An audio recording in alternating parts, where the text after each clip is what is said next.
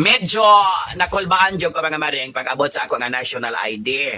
O kay kinahanglan man gud nga naa na nga klase sa ID kay mauna na yung magdala sa atong identity for entirety sa atong mga transaction, most especially government transaction. Kaya sa pindot ra ang mga maring kita gud imong kalag og mga sala sa langit og asa ka impierno ba kag purgatorio. So baling importantiha ang national ID.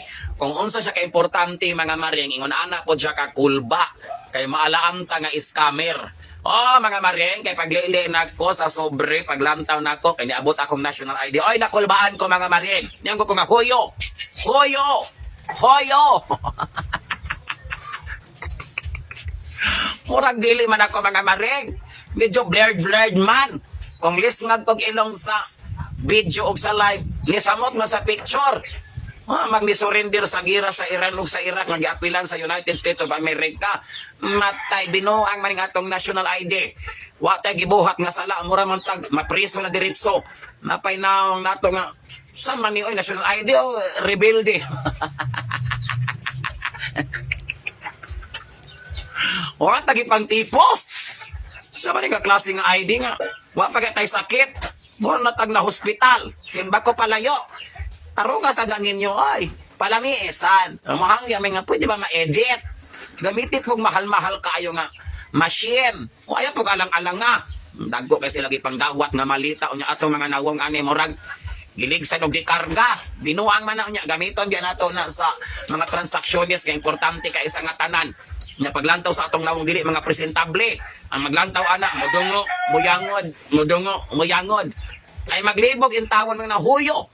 Huyo. Is this you? Is this really you? Ay, nako mga maring. Dakong binuang.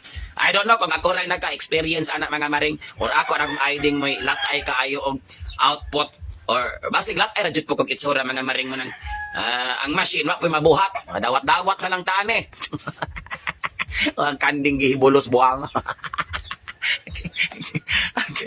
Ay, nako. Ambot lamang mga maring, oy. Medyo nag-uol ko kay wa na mao pero nalipay ko kay niabot na. Sa pagkadugay-dugay sa panahon, niabot na gyud siya. At least, di ba? Dala ng taglaing ID mga maring with supporting details sa inyong mga titulos yuta. Pagdala na lamang mo kung mo transact mo kay para siguradong di mo pabalik-balikon kay ato lagi mga hitsura sa national ID kaduha-duhaan. Wa pagay gibuhat mo tag nakapatay og silingan. Ay! Okay, ingon kag hoyo. Hoyo. Lagot. Light ana kanya mga palopyan chop.